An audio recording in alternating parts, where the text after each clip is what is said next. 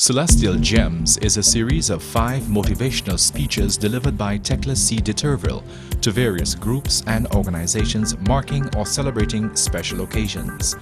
These speeches have been delivered to schools, women's groups, sporting and charitable organizations, and business enterprises.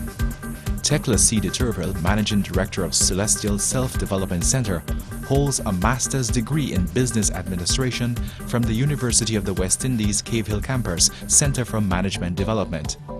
She served as president of the St. Lucia Chamber of Commerce, Industry and Agriculture for 2 consecutive terms. She has been a board member of several local institutions and organizations.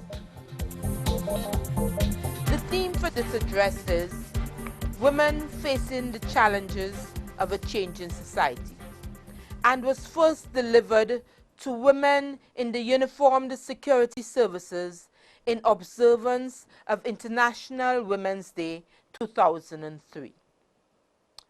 It is a privilege to be invited here today to share with you, as your minister has undertaken to recognize in a special way your contribution to the security of our country. A role that you no doubt as women bring a distinct character, approach, and a flair to. The how of the manner in which you execute your duties is what will distinguish you. Make no bones about it, no apologies for it.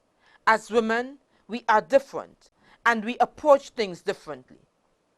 Does it mean that the difference in approach should result in a mediocre or inferior outcome, or that our gender should provide an excuse for mediocrity?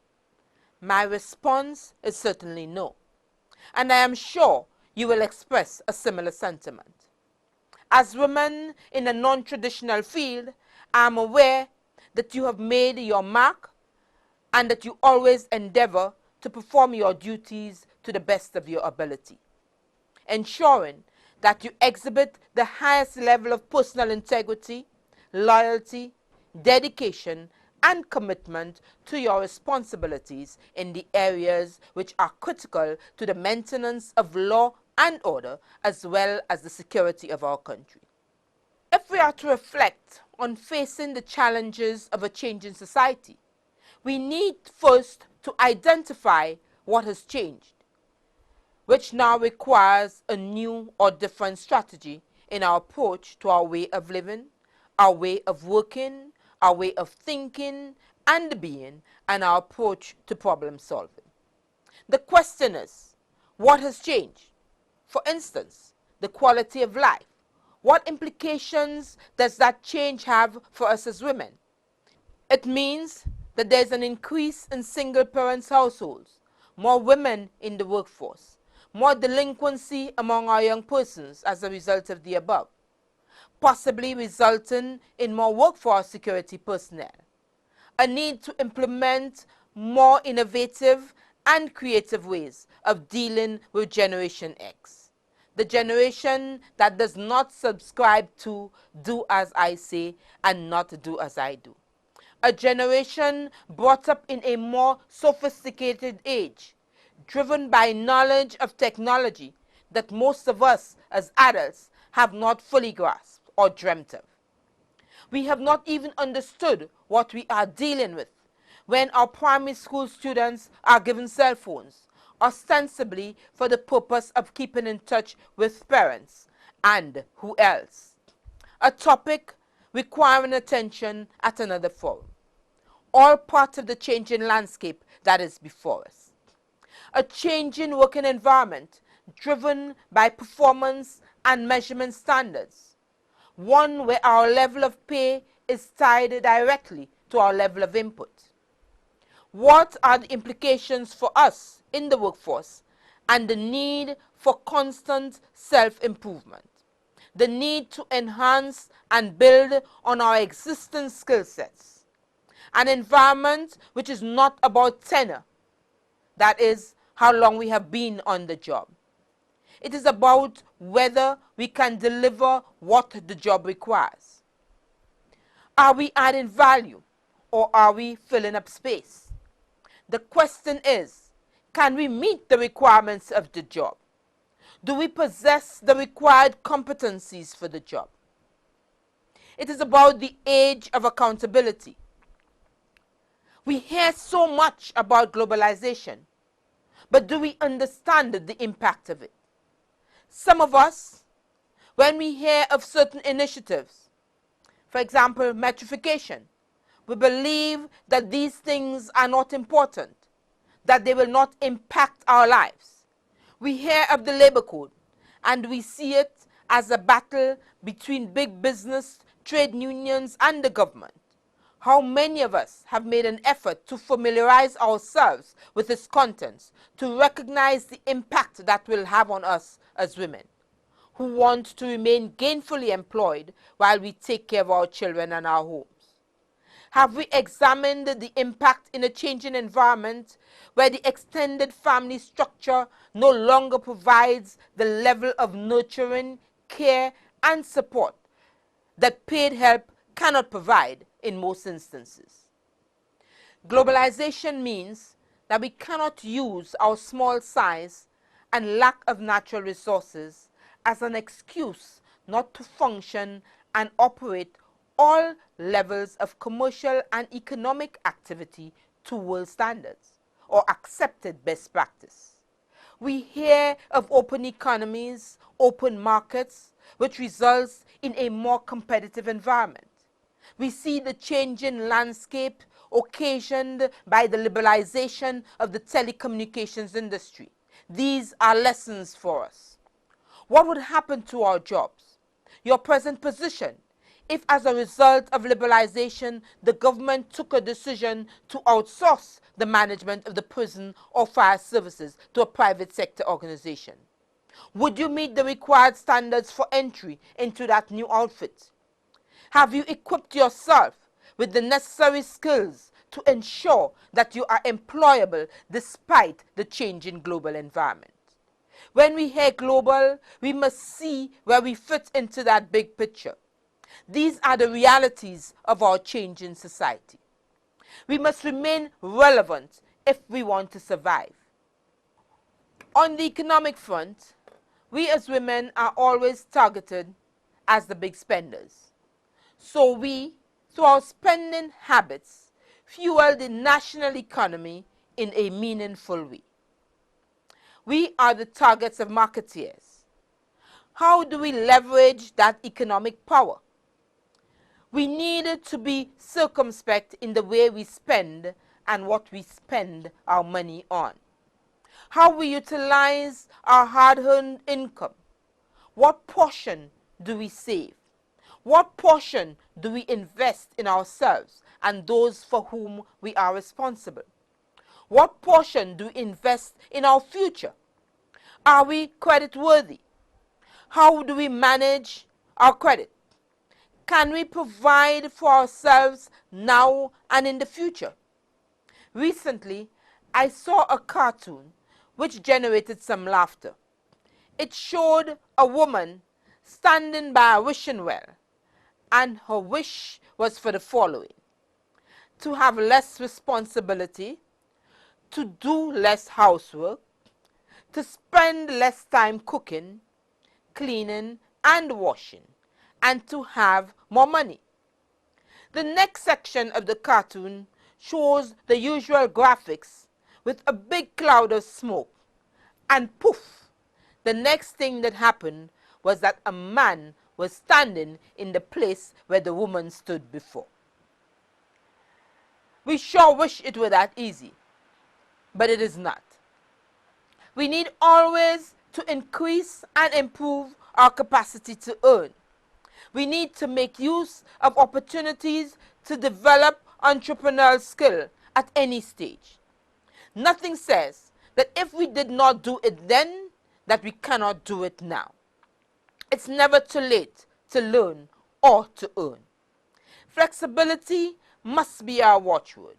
We must read the global environment and adopt strategies to make changes that the environment dictates, or we will certainly reverse the gains that those who came before us fought so hard to achieve. Our aim should always be for self-mastery, tempered by the knowledge that this comes from our inner strength, and we need only tap into it through centering and meditation. Whereas the cry has always been towards independence, I think, like Steve Covey in his 7 Habits of Highly Effective People, we must strive for interdependence.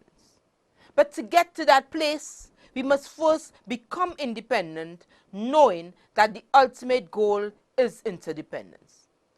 The synergy that can be achieved by working together, regardless of gender, is what we must aspire to.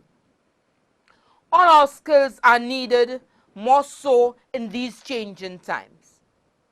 What you and I and each of our colleagues bring to the table, regardless of gender, is essential to the existence of every societal entity, be it family, workforce, community, or our country as a whole. We must complement each other, and this is a critical ingredient in our viability as a country. No one can save us. We need to come together and save ourselves, utilizing our collective abilities. Developing ourselves, beginning with our level of education. It's not about where you started. It's what are you doing now with the opportunities for growth and development that are all around you.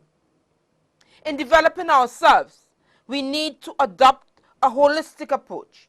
I talk of body, physical, health, mind, our mental capacity, increasing our knowledge base, our education in relation to our work and education generally, and spirit, our spiritual development, our relationship with our Creator, our centering, being in touch with our core, our inner being. In the changing society, we must use our 5 senses plus our 6th sense. Let's look at our senses. Our sense of smell. We extend this to learning from experience. To understand this, we can use the local saying, Upanine, Upakasanti. We sometimes do not learn from experience, although we hear time and time again that experience is a great teacher. It is not that we will not make mistakes. What is important is that we learn from our mistakes and not repeat them over and over again. If we do not learn from our history, we are doomed to failure.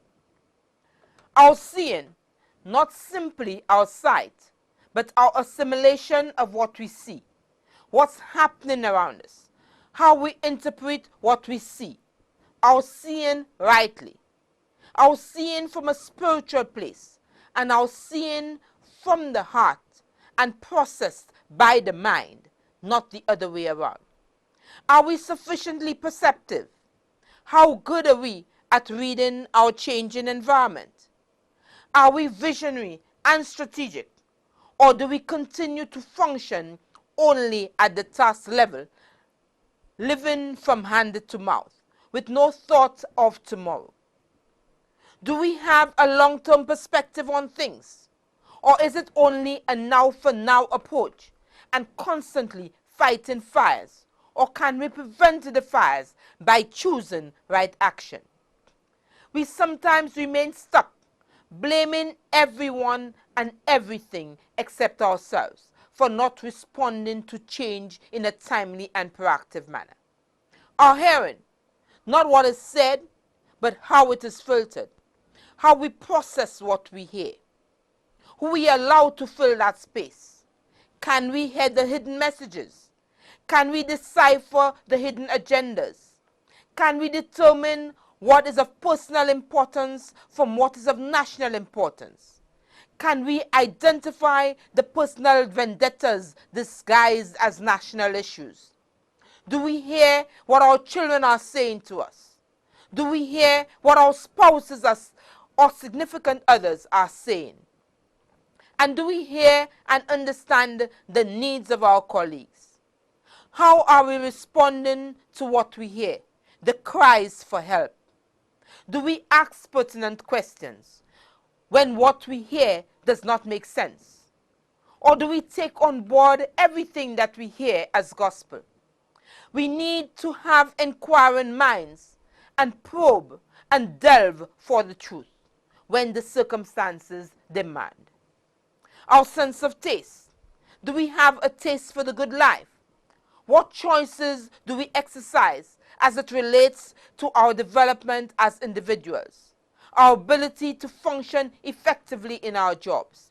In acquiring such taste, do we exercise principles of decency, personal integrity, fairness, and empathy in our decision making? Feeling. Are we ashamed of a well-developed sense of feeling? Or can we use it to advantage? We understand, we know how to empathize. We are feeling beings. It can also be interpreted as tactile stimulation and has its place in communication with friends and loved ones. It provides for the development of growth hormones in young children. If we continue to deprive our children of the ability to understand the role and importance of feelings in their lives, we will not be in a position to arrive at solutions to deal with this deficiency. Our sixth sense covers our intuition, our perception, our ability to listen to that still, soft voice, and to be guided by what is right for us and our families and our world. As women, this is almost second nature, but we must take time out to be still. And Psalm 46 verse 10 exhorts us to be still and know, and to utilize that strength of inner knowing. In conclusion, this is a time to celebrate yourself. To quote from my favorite Unity author, Eric Butterworth, I say to you, you are a whole person, and it is high time you started acting like one. There may be challenges and challenging personalities, but you can cope because the whole of spirit is always within you. You are wonderful. You are whole. End of quote. Let no one rain on your parade. Take your responsibilities seriously, regardless of what is happening around you. You have a role to play alongside your male counterparts. Be supportive, provide direction, provide soul, provide the integrity needed in decision making. Be the conscience, be flexible, be open to continuous learning and growth, and you will be equipped to face the challenges facing our families, our communities, our society, and our world. Believe in something and fight for what you believe in. Take a stand. Make a difference. The changing world demands that we all do.